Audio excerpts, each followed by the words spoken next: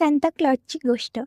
खूप पूर्वीची गोष्ट आहे. उत्तर ध्रुवाजवळ बर्फाच्या पांढऱ्या दुनियेत सांताक्लॉज नावाचा एक आनंदी आजोबा राहत होता. लाल रंगाचा कोट, पांढरी दाढी आणि चेहऱ्यावर कायमचं हसू हेच त्याचं ओळखचिन्ह होतं. सांताक्लॉजला मुलं खूप आवडायची. जगभरातील प्रत्येक चांगली मुलं ख्रिसमसच्या रात्री आनंदी व्हावीत हीच त्यांची इच्छा होती. एल्फ नावाचे छोटे मदतनीस सांताक्लॉजसाठी खेळणी तयार करायचे. कोणी गाड्या बनवायचं, कोणी बाहुल्या, तर कोणी रंगीत पुस्तके. ख्रिसमसच्या आदल्या रात्री सांताक्लॉज आपली जादुई स्लेज नो रेनडिअरला जोडायचे आणि आकाशातून प्रवास करायचे. हो हो हो असा हसरा आवाज थंड हवेत घुमायचा.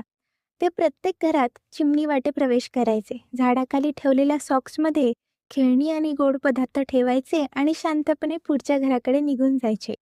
सकाळी उठल्यावर मुलांच्या चेहऱ्यावरचं आनंदाचं हसू हेच सांताक्लॉजसाठी सगळ्यात मोठं बक्षीस होतं. सांताक्लॉज आपल्याला एकच गोष्ट शिकवतो, चांगुलपणा, प्रेम आणि वाटून खाण्याची सवय. कारण खरा ख्रिसमस भेटवस्तूंमध्ये नाही तर एकमेकांच्या आनंदात असतो.